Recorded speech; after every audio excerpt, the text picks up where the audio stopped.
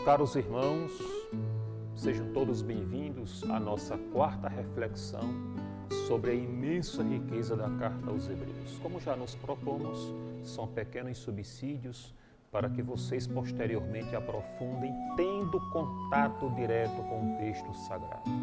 Lembrem-se disso.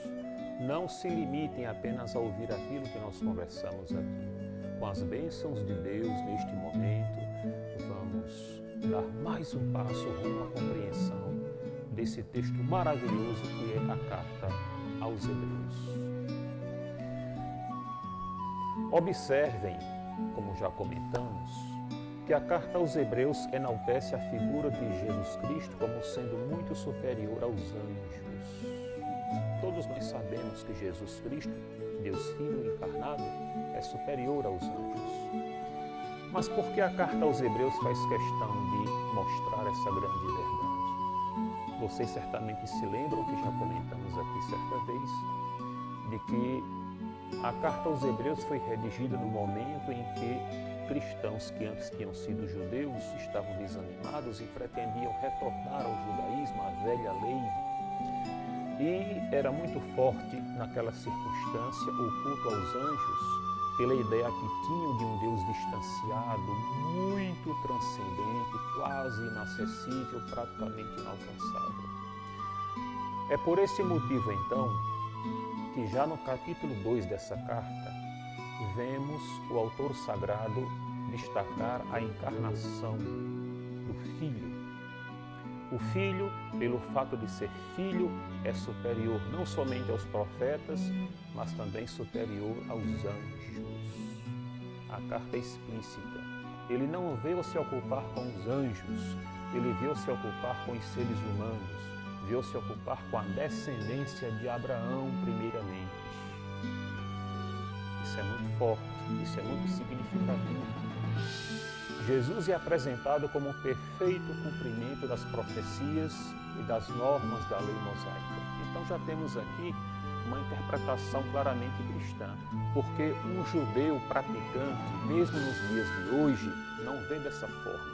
Nós somos cristãos. Carta aos Hebreus, Novo Testamento. Jesus é a figura-chave. Então, com muita razão, professamos a nossa fé. Jesus é o perfeito cumprimento de todas as profecias do Antigo Testamento. É o perfeito cumprimento da lei de Moisés. Seja recordado aqui que Jesus, quando esteve neste mundo, foi um judeu praticante. Por que digno de nota? Porque isso mostra que ele vivenciou a lei de Moisés, que na realidade é assim chamada porque Moisés interpretava a vontade de Deus e repassava para o povo, de modo que por vezes se confundem as expressões lei do Senhor, lei de Deus e lei de Moisés. Isso é muito claro no episódio do Evangelho de São Lucas, capítulo 2, por ocasião da consagração do menino Jesus ao templo. Por vezes, São Lucas fala em cumprir a lei do Senhor e logo depois em cumprir a lei de Moisés. Mas o que nos chama a atenção na reflexão de hoje, apenas começando o capítulo 3 da carta aos Hebreus, é que a carta apresenta a descendência de Abraão e, por extensão, todo o povo cristão como sendo uma casa. É, uma casa. E Moisés é o mordomo desta casa, é o administrador. Jesus não, ele é o herdeiro dessa casa. Ele é o herdeiro desse patrimônio. Por que tudo isso? Porque a carta aos Hebreus pretende mostrar que o papel de Moisés com a chegada de Jesus está consumado. A função de Moisés está consumada. É uma leitura cristã, repito, afinal somos cristãos. Então, se o administrador, cuidando da casa, preparando a casa, recebe o legítimo herdeiro que é Jesus, seu papel está consumado, seu papel está concluído.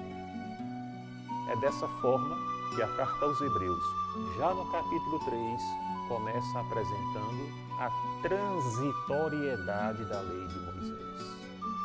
É proibido hoje praticarmos a lei de Moisés? Não se trata de proibição, mas é ineficaz, é desnecessário, não há mais razão de ser. Mais adiante, especialmente no capítulo 9, capítulo 10, veremos que todas as prescrições, todas as normas determinadas, formuladas por Moisés, estão superadas. No Antigo Testamento, por exemplo, Moisés, Levítico capítulo 1, 2, 3, 4 em diante, Moisés elenca uma série de ofertas que deviam ser feitas a Deus como gratidão ou como expiação dos pecados. É palavra de Deus? Sim, estamos no livro do Levítico, no Antigo Testamento. Mas então, por que nós cristãos, que pretendemos praticar a palavra de Deus, não estamos seguindo estas prescrições rituais, estas ofertas determinadas por Deus através de Moisés? Por quê? Porque em Jesus Cristo temos a oferta perfeita. Pelo seu sacrifício de cruz, ele leva à plenitude todos os sacrifícios antigos. Estes perderam seu papel pedagógico, perderam a sua razão de ser. Isso é muito bem expresso no começo do capítulo 3 da carta, como já tratamos aqui.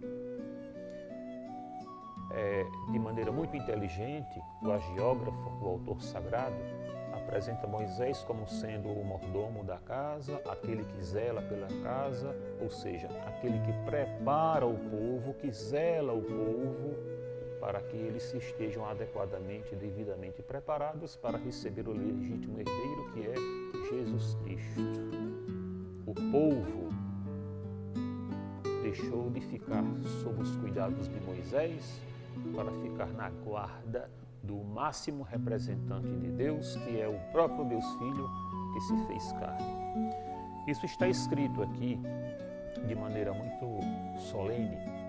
O capítulo 3 começa dizendo: assim, meus santos irmãos e companheiros de vocação celestial. Que lindo isso, né?